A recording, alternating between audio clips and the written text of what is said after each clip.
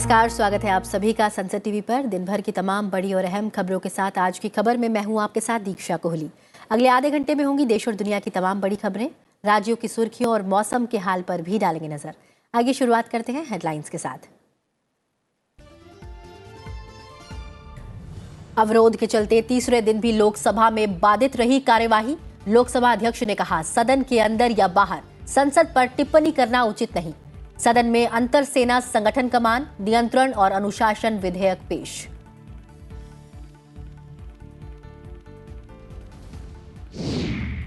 भारतीय संसद के बारे में राहुल गांधी की टिप्पणी को लेकर राज्यसभा में गतिरोध बरकरार।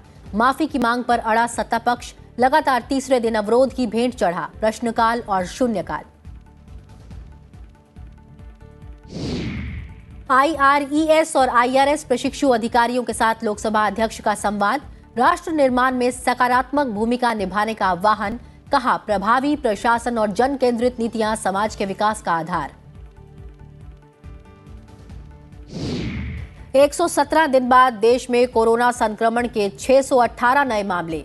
दिल्ली में H3N2 के बढ़े मामले। पुडुचेरी में फ्लू के प्रसार के कारण 16 से 26 मार्च तक स्कूलों में अवकाश का ऐलान।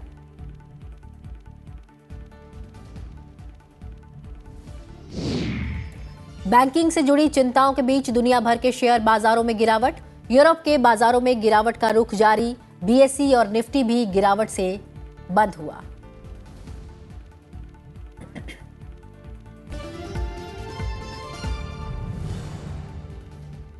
और अब खबरें विस्तार से। संसद के बजट सत्र के दूसरे चरण में लगातार तीसरे दिन आज लोकसभा में अवरोध जारी रहा। सत्ता पक्ष के सदस्यों ने कांग्रेस नेता राहुल गांधी के लंदन में दिए गए बयान को लेकर माफी की मांग की और विपक्षी सांसदों ने अडानी समूह से जुड़े मामले की JPC जांच की मांग को लेकर लोकसभा की कार्यवाही में अवरोध पैदा किया। सदस्यों के शोर शराबे के कारण निचले सदन की कार्यवाही आज भी बाधित हुई। केंद्रीय मंत्री पीयूष गोयल ने कहा कि सदन के सदस्य राहुल गांधी ने विदेश में संसद का अपमान किया, उन्हें माफी मांगनी चाहिए। संसदीय कार्य मंत्री ने सदन में तख्तियां दिखाने वाले विपक्षी सदस्यों के खिलाफ भी आसन से कार्रवाई करने की मांग की। गतिरोध के चलते एक बार के स्थगन के बाद दोपहर 2:12 पर दिन भर के लिए सभा स्थगित करनी पड़ी।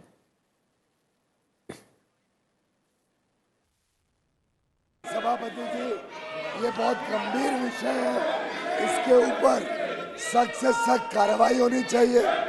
एक सदन का मेंबर जिस प्रकार से विदेश में जाके भारत के सदन का अपमान करता है, पार्लियामेंट का अपमान करता है, वो जब तक माफी नहीं मांगे तब तक इन सबके ऊपर एक प्रकार से कोई जिम्मेदारी एलोकेट की जाए। और अगर इनको कोई अपमान नहीं लगता है और ये इस प्रकार का व्यवहार करते हैं तो मेरा मानना है कि जो तख्ती है इनको सस्पेंड किया जाए। माननीय सदस्यगण, इस सदन की मैंने पहले भी आग्रह किया था आपको, सभी को सस्पेंड किया जाए। Speaker has directed very categorically, माननीय स्पीकर साहब ने बहुत कैटेगोरिकली डायरेक्शन दिया है कि प्ले कार्ड लाके, तट्टियां लाके प्रदर्शन नहीं करना है। इसलिए मैं आग्रह करता हूं, जो आज और फिर से इंफॉर्मेशन मिल रहा है सारे दुनिया के डायस्पोरा से हमको फोन आ रहा है, भारत का अपमान कर रहा है इस सदन के एक नेता और सदस्य राहुल गांधी। और उन्होंने क्या कहा है?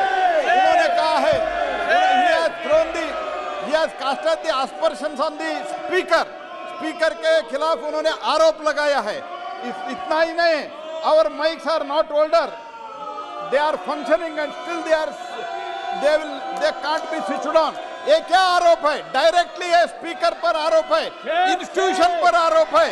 और इतना भी ये कहा है बाहर जाके, this is the height of insult to the parliament, sir. And ये करते हुए इधर तट्टियां लेके अंदर आते हैं। ये इतना ही नहीं कहा है, MPs outside the parliament, MPs who stand outside the parliament, उनको भी अरेस्ट किया गया है। कि कहां अरेस्ट हुआ है? एक झूठा आरोप दुनिया में जाके, बाकी देशों में जाके ऐसे बात करना। और भारत एक सॉवरेन कंट्री है, बाकी देशों को इंटरवीन करने के बुलाना भारत का घोर अपमान है सर। तो इस घोर अपमान करते हुए माफी मांगने के बजाय ये तट्टियां लेके आ रहे डिमोलिशन होना चाहिए, ये हमारा डिमांड है सर। लोकसभा अध्यक्ष ओम बिरला ने आसन के पास नारेबाजी कर रहे विपक्षी सदस्यों से अपने स्थान पर जाने का आग्रह करते हुए कहा कि यह सदन चर्चा और संवाद के लिए है, नीतियां बनाने के लिए है। माननीय सदस्यगण, मैं आपसे आग्रह करूंगा कि ये सदन चर्चा और संवाद के लिए है। यहाँ पर हम नीतियों की बात करें, पॉलिसी की बात करें, अच्छी चर्चा हो, जन कल्याण की चर्चा हो, ये सदन इसके लिए बना है। मेरा आपसे आग्रह है कि अगर हम जनता का कल्याण करना चाहते हैं और ये सदन को हम लोकतंत्र का मंदिर मानते हैं, तो मैं आपसे आग्रह करूंगा कम से कम सदन पर टिप्पणी नहीं करें। ये आपका लोकतंत्र का मंदिर है, हम सबके आस्था का केंद्र है। आप प्रयास करना चाहिए कि सदन के अंदर और सदन के बाहर कभी भी संसद के ऊपर टिप्पणी करना उचित नहीं है। दोबारा सदन की कार्यवाही शुरू होने पर सत्तापक्ष और विपक्षी दलों के सदस्यों की नारेबाजी जारी रही। पीठासीन सभापति भर्तृहरि मेहताब ने सभा के पटल पर आवश्यक कागजात रखवाए। उन्होंने सदस्यों से सदन की कार्यवाही चलने देने की आग्रह भी किया। व्यवस्था बनता नहीं देख उन्होंने सदन की कार्यवाही दिन भर के लिए स्थगित कर दी। पूरे हाउस को भी बताना यह है कि हम बैठे हैं विधि विधान कार्य करने के लिए, लेजिस्लेटिव बिजनेस ट्रांजैक्ट करने के लिए पार्लियामेंट होती है। और इस सिलसिले में मेरे आपसे सबसे निवेदन यह रहेगा कि यहाँ हाउस में ऑर्डर लाने के लिए सिर्फ चेयर ही एकमात्र व्यवस्था नहीं है, हर एक मेंबर को भी यह काम करने की आवश्यकता है। लोकसभा में शोर शराबे के बीच रक्षा राज्य मंत्री अजय भट्ट ने अंतर सेवा संगठन कमान नियंत्रण और अनुशासन विधेयक 2023 पेश किया। इस विधेयक में कमांडर इन चीफ या ऑफिसर इन कमांड को वायुसेना अधिनियम 1950, सेना अधिनियम 1950 और नौसेना अधिनियम 1957 के अधीन कार्यरत सेवा कार्मिकों के संदर्भ में अनुशासन और कर्तव्यों के निर्वहन सुनिश्चित करने के लिए सशक्त करने का प्रावधान किया गया। विधेयक के उद्देश्यों और कारणों में कहा गया है कि इसके तहत अधिसूचना के जरिए सरकार को अंतर सेवा संगठन का गठन करने के लिए सशक्त किया जाएगा।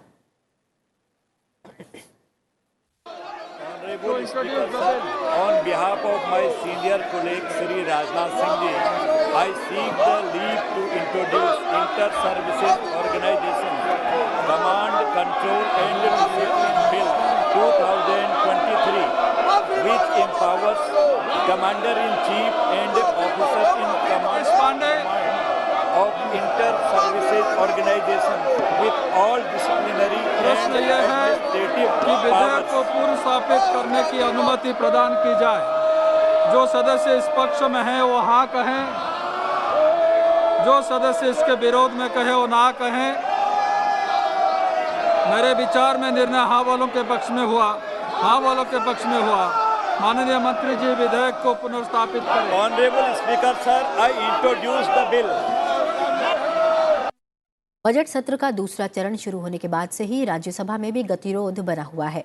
सत्तापक्ष कांग्रेस नेता राहुल गांधी के लंदन में दिए गए बयान को लेकर माफी की मांग पर अड़ा हुआ है, जबकि विपक्ष अडानी समूह से जुड़े मामले की जेपीसी जांच की मांग कर रहा है। सदन की बैठक एक बार के स्थगन के बाद पूरे दिन के लिए स्थगित कर दी गई। उच्च सदन की आज बैठक शुरू होने पर सभापति जगदीप धनखड़ ने आवश्यक दस्तावेज सदन के पटल पर रखवाए। इसके बाद उन्होंने नियम 267 के तहत कार्य स्थगन के 11 नोटिस मिलने की जानकारी दी। इस बीच सत्ता पक्ष के कई सदस्यों ने राहुल गांधी से माफी की मांग को लेकर नारे लगाने शुरू कर दिए। उच्च सदन में सत्ता पक्ष और विपक्ष के सदस्यों के शोर शराबे के कारण शून्यकाल और प्रश्नकाल आज भी नहीं हो सका। Honorable members, I have received 11 notices in 7 categories under Rule 267 for suspension of rules.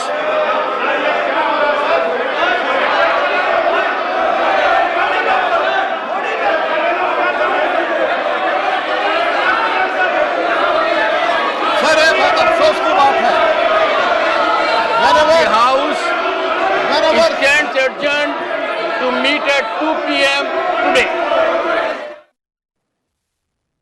Rajya Sabha में एक बार के स्थगन के बाद दोपहर 2 बजे बैठक शुरू होने पर सभापति जगदीप धनखड़ ने नेता प्रतिपक्ष मल्लिकार्जुन खड़गे को अपनी बात कहने की अनुमति दी, लेकिन सत्ता पक्ष के सदस्यों ने राहुल गांधी से माफी मांगने की मांग करते हुए नारेबाजी शुरू कर दी। सभापति ने सदस्यों से शांत रहने और कार्यवाही चलने देने की अपील की, लेकिन इसका कोई असर न होते देख उन्होंने कार्यवाही पूरे दिन के लिए स्थगित कर दी। Honorable members, if in this house we do not express, where will we express? Honorable leader of the opposition wanted to say something. He should be heard in rapt attention. I would urge everyone to observe order and listen to. Congress समेत 16 विपक्षी दलों के नेताओं ने अडानी समूह से जुड़े मामले में ईडी को ज्ञापन देने के लिए आज संसद भवन में मार्च निकाला। हालांकि पुलिस ने उन्हें विजय चौक पर ही रोक लिया। तृणमूल कांग्रेस विपक्षी दलों के इस मार्च का हिस्सा नहीं थी। ईडी मुख्यालय के लिए संसद भवन से निकलने के बाद ही पुलिस ने विपक्षी दलों के सांसदों को विजय चौक पर रोक दिया। राज्यसभा में नेता प्रतिपक्ष और कांग्रेस अध्यक्ष मल्लिकार्जुन खड़गे ने कहा कि वो ज्ञापन देने के लिए ईडी निर्देशक से मिलने जा रहे थे, लेकिन उन्हें रोक लिया। सरकार विपक्ष की आवाज को दबाना चाहती है। अपनी बात रखने के लिए ईडी ऑफिस में जब जाना चाहते हैं, मेमोरेंडम देना चाहते हैं, उसको भी अगर अवकाश नहीं मिला और उनको रोका गया तो ये ठीक नहीं है और इसका कंडम करते हैं हम। और हमको जाना देना चाहिए था। हम तो वहां जाकर तो पीसफुली मेमोरेंडम देकर अपनी बात रख के वापिस आते थे। राष्ट्रपति भवन में आज 4 राज्य आंध्र प्रदेश, कर्नाटक, हरियाणा और केरल के सांसदों ने राष्ट्रपति द्रौपदी मुर्मू से मुलाकात की। इस मौके पर उपराष्ट्रपति और राज्यसभा सभापति जगदीप धनखड़, लोकसभा अध्यक्ष ओम बिरला के अलावा राज्यसभा उपसभापति हरिवंश मौजूद रहे। केंद्रीय मंत्री पीयूष गोयल, प्रहलाद जोशी, अर्जुन राम मेघवाल, वी मुरलीधरन, लोकसभा में कांग्रेस के नेता अधीर रंजन चौधरी समेत कई और सांसद भी इस मौके पर मौजूद रहे। लोकसभा अध्यक्ष ओम बिरला ने आज संसद भवन परिसर में भारतीय रेलवे कार्मिक सेवा और भारतीय राजस्व सेवा के प्रशिक्षु अधिकारियों से संवाद किया। इस मौके पर लोकसभा अध्यक्ष ने प्रशिक्षु अधिकारियों से ज्ञान, कौशल, नई सोच और नवीन चिंतन से समाज में सकारात्मक बदलाव लाने का दायित्व निभाने का आह्वान किया। उन्होंने कहा कि सभी युवा अधिकारियों का उद्देश्य राष्ट्र निर्माण में सकारात्मक भूमिका निभाने का होना चाहिए। उन्होंने सुझाव दिया कि वे जनमानस की आकांक्षाओं से परिचित रहें, अपने कार्यकलाप में उनके हितों को समाहित करें। हमारे देश के अंदर संसदीय लोकतंत्र प्रणाली है और दुनिया के अंदर आज संसदीय लोकतंत्र प्रणाली को शासन चलाने की सर्वश्रेष्ठ प्रणाली मानी गई है।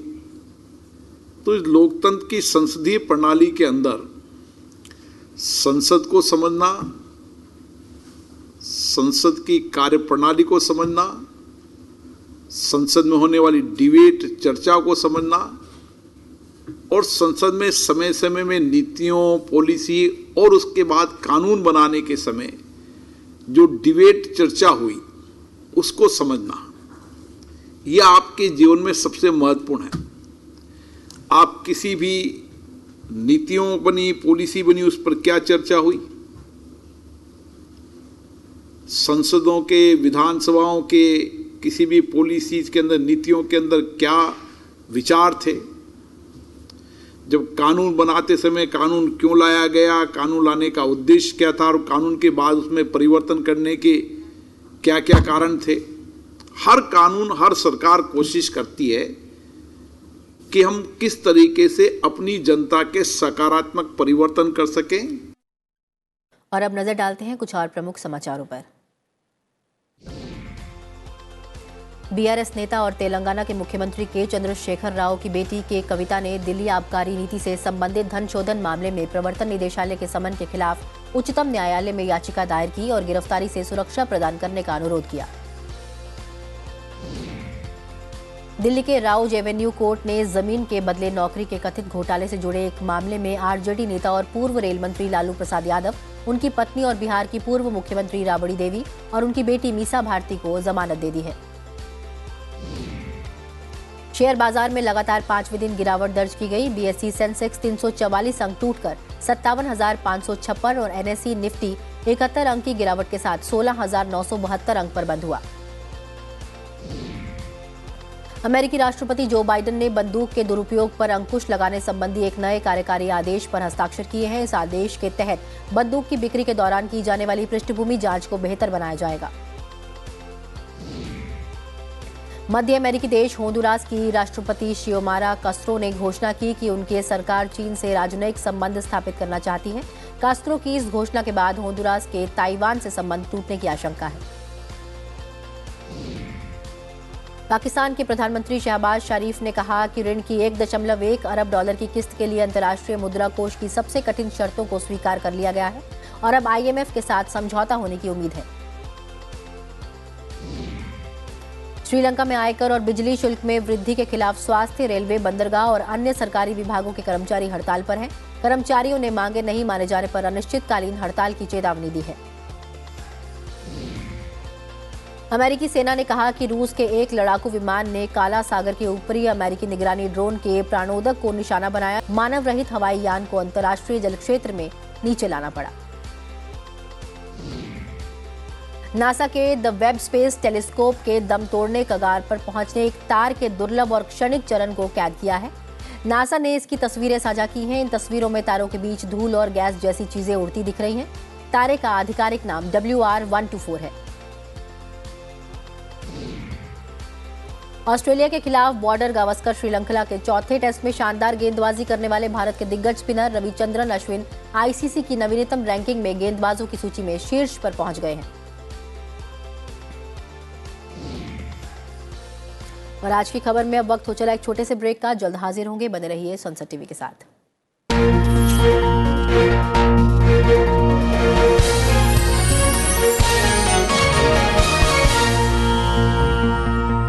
The glorious journey of India's 75 years of independence, protection of rights, ensuring equality, to empower, to deliver justice.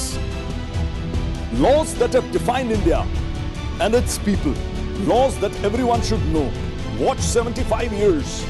Laws that shaped India. With me, Hemant Batra, only on Sansad TV.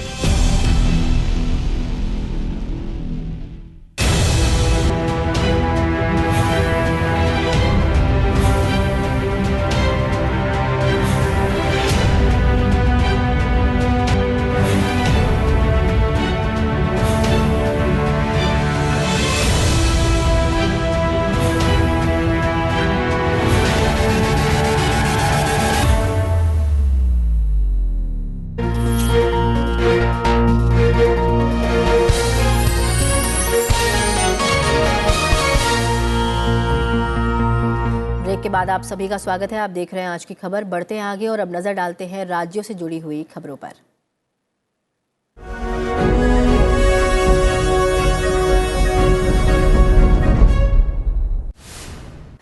Tripura BJP के वरिष्ठ विधायक बिनॉय भूषण दास ने आज विधानसभा के pro tem speaker के रूप में शपथ ली।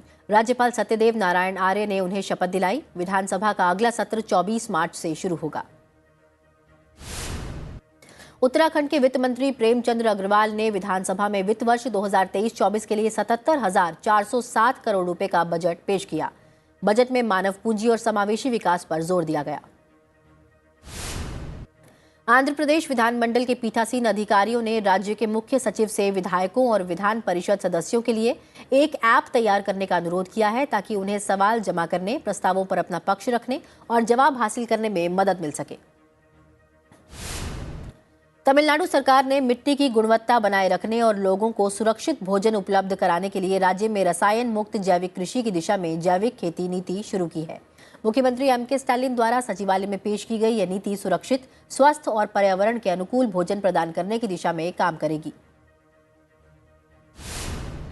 तमिलनाडु के मुख्यमंत्री एमके स्टालिन ने एलिफेंट केयरटेकर कपल बोमन और बेली को सम्मानित किया। उन पर आधारित डॉक्यूमेंट्री द एलिफेंट विस्फरर्स ने इस साल ऑस्कर जीता है।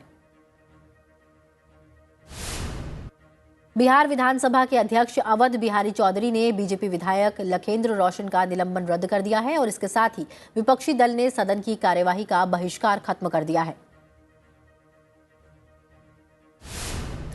विश्व प्रसिद्ध डल झील के किनारे स्थित एशिया के सबसे बड़े ट्यूलिप गार्डन को 19 मार्च से लोगों के लिए खोल दिया जाएगा। इस साल ट्यूलिप की 68 किस्में लगाई गई हैं।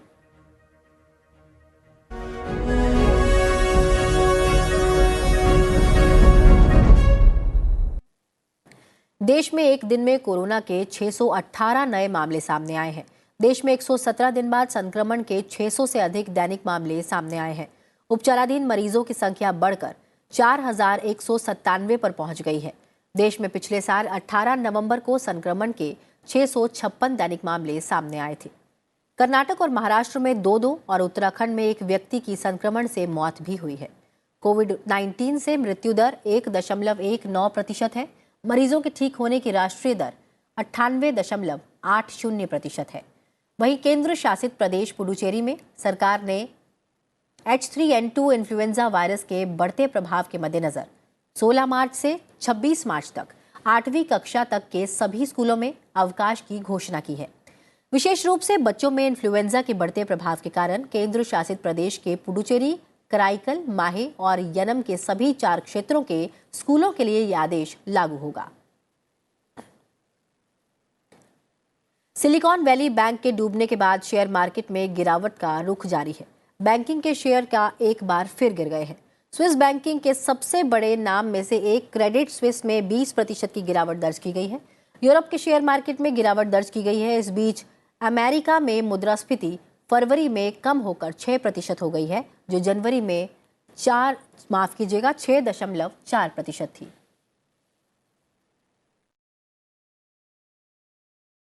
लाहौर उच्च न्यायालय ने पूर्व प्रधानमंत्री इमरान खान को अस्थायी राहत प्रदान करते हुए उनके आवास के बाहर पुलिस को कार्रवाई रोकने का आदेश दिया है। इससे पहले मंगलवार को इमरान खान को गिरफ्तार करने पहुंची पुलिस को हिंसक झड़प का सामना करना पड़ा। समर्थकों और पुलिस के बीच झड़प में 54 पुलिसकर्मी सहित 60 से अधिक लोग घायल हो गए। इस मामले में पुलिस ने इमरान खान के दर्जनों समर्थकों को गिरफ्तार किया है। और बुलेटिन में फिलहाल इतना ही। चलते चलते आपको छोड़े जाते हैं ओडिशा के भुवनेश्वर में आयोजित नेशनल ट्राइबल डांस फेस्टिवल की तस्वीरों के साथ। फिलहाल मुझे दीजिए इजाजत। अपना ख्याल रखिए और देखते रहिए सनसद टीवी। नमस्कार।